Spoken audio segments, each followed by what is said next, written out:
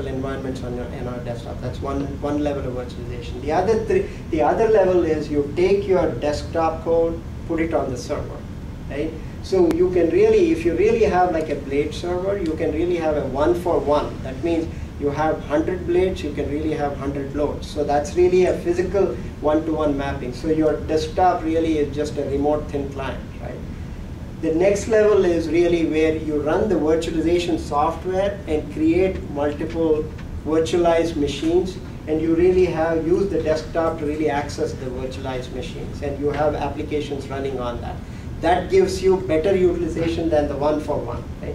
The third one is really going back to, this is going back to the whole mainframe terminal type of thing, where you really have one operating system, but multiple application environments, and you have terminals really doing it. So this is the old way. So now we are going all the way back, right? So network virtualization, we talked about it. I mean, this slide just talks about, okay, what is really needed for network virtualization to happen. I mean, you got, in order to really create multiple networks on the same physical infrastructure, you have to really be able to group resources that are going to be on that virtual network, right? I mean, so you need to really have the identity and the access management capability within there. And then you got to be able to isolate virtual networks on the physical layer. And the edge services really have to be cognizant of that, of the fact that there are multiple virtual networks that, that it's really providing edge services to. Right? So, application infrastructure, again, I mean, this really complements the server virtualization. This is really providing a layer between the application and the physical servers that let you do, that abstract it out such that you can move your application without really worrying about, what physical layers that you're really running on. Okay. I know you had this. I wanted to really kind of, connect it out to cloud computing. Again, cloud computing, you've already had this presentation, so I won't really go into it. I mean, it's a style of computing for, delivery of services. It's got characteristics of being elastic and pay for use and self-service, all of that. I mean, I'm sure you've heard of that.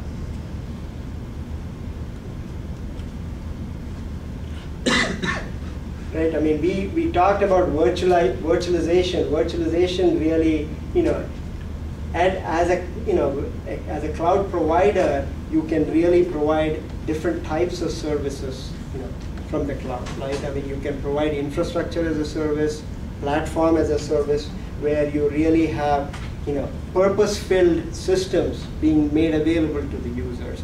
And then software as a service. I mean, we have software.com was the first one to really, make it go commercial with that. Now IBM has got many of those software as a service, and several other vendors also really have that, right? But virtualization really comes in, physical resources virtualization really comes in at the infrastructure layer.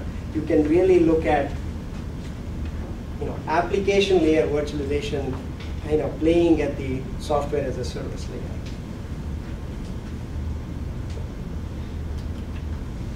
Okay, I mean, this really talks about virtualization, taking virtualization and abstraction to a next layer to provide cloud service. I mean, that's basically what. Okay. I think I've taken more time than what wanted to take, but but this was a good interactive session, so I'm glad about that. Okay. In conclusion, I mean, basically, virtualization improves utilization, right? Increases IT agility, which means it gives you the ability to, add resources when you need it, right? And spin up more virtual machines when you need it. You don't need to really engineer your systems for peak load all the time. Management and security are key to successful virtualization. Yes, I mean, it is extremely important that you have a good system management capability to really virtualize your environment. And this is really a future statement. Virtualization will be employed in new ways to provide important additional benefits. I mean, we are already seeing it in the cloud technology, right? This is my contact info. Thank you.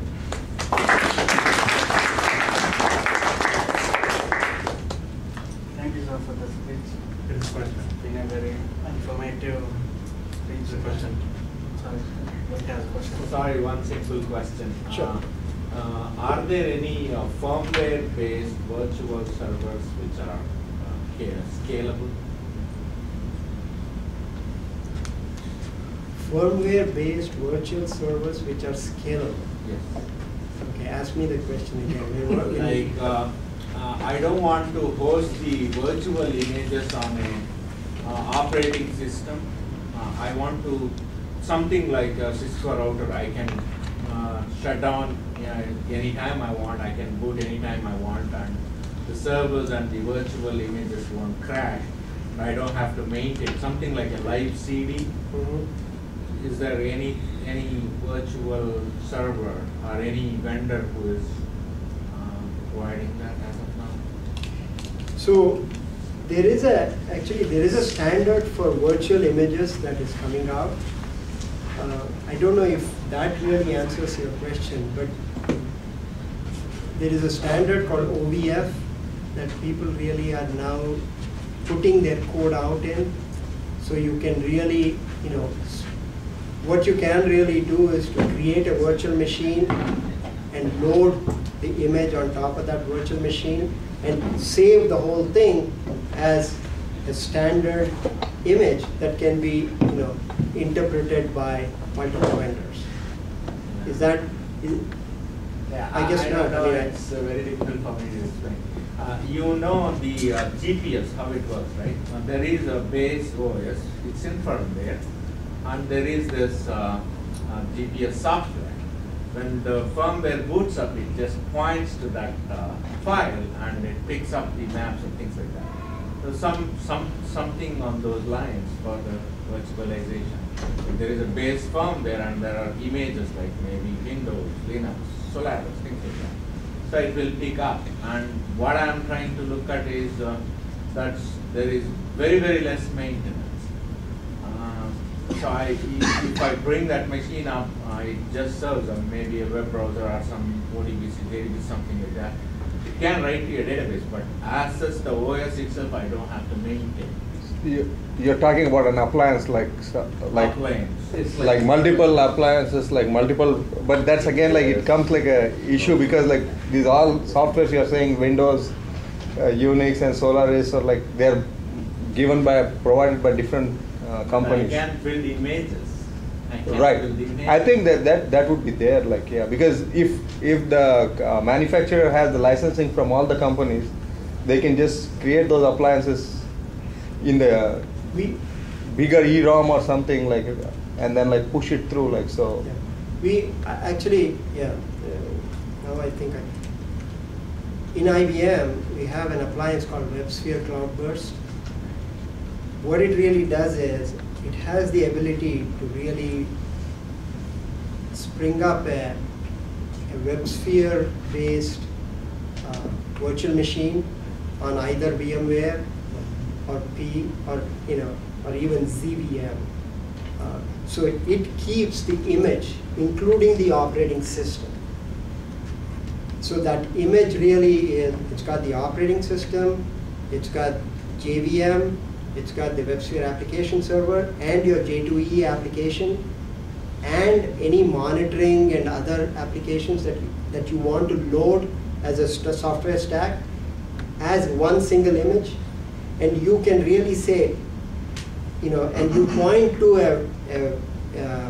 let's say an X platform which has VMESX on it, you point to that and say, create a new partition and load this image onto that partition. Is that what you're talking about? Yeah. So I have the flexibility of building my own OS exactly. the way I want. Yeah, and then that's right. It's there. That appliance today exists. You can buy